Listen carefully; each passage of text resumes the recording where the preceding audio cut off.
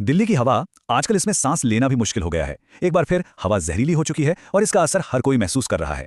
तो चलिए इस गंभीर संकट की तह तक चलते हैं और समझते हैं कि आखिर ये हो क्यों रहा है और हमारी सेहत पर इसका क्या असर पड़ रहा है। ये सिर्फ किसी रिपोर्ट के शब्द नहीं है, ये वो हकीकत है जिसे दिल्ली का हर निवासी इस वक्त झेल रहा है। ये लक्षण इतने आम हो गए हैं कि अब ये हमारी रोजमर्रा की जिंदगी का एक खतरनाक हिस्सा बन गए हैं और ये साफ इशारा करते हैं कि हम जिस हवा में सांस ले रहे हैं उसमें जहर घुल चुका है।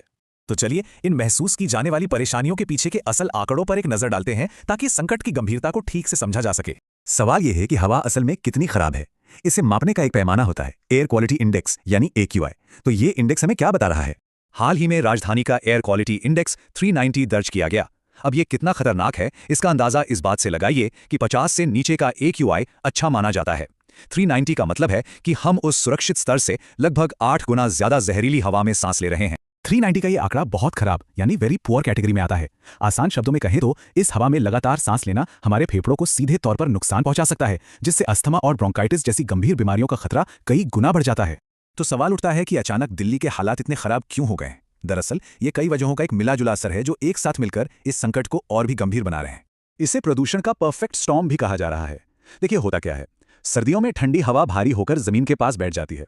अब जब हवा की रफ्तार भी कम हो तो ये एक ढक्कन की तरह काम करती है और गाड़ियों, फैक्ट्रियों और पराली का सारा धुआं शहर के ऊपर ही फंसकर रह जाता है। ये फैल नहीं पाता और इसी वजह से हवा लगातार जहरीली होती चली जाती है। और जब हवा इतनी जहरीली हो तो इसका सीधा और सबसे बुरा असर हमारी सेहत पर पड़ता है। लेकिन सवाल यह है कि इस खतरे की जद में सबसे ज्यादा कौन है? सच तो यह है कि यह जहरीली हवा किसी को नहीं बख्शती, लेकिन कुछ लोग ऐसे हैं जिनके लिए यह सिर्फ हानिकारक नहीं बल्कि जानलेवा भी साबित हो सकती है। डॉक्टर और विशेषज्ञ लगातार चेतावनी दे रहे हैं। बच्चे जिनके फेफड़े अभी विकसित हो रहे हैं, हमारे बुजुर्ग और वो लोग जो पहले से ही सांस या दिल की बीमारियों से जूझ रहे हैं, उनके लिए ये हवा बेहद खतरनाक है। उनका शरीर इस जहर से लड़ नहीं पाता और नतीजा बहुत गंभीर हो सकता है।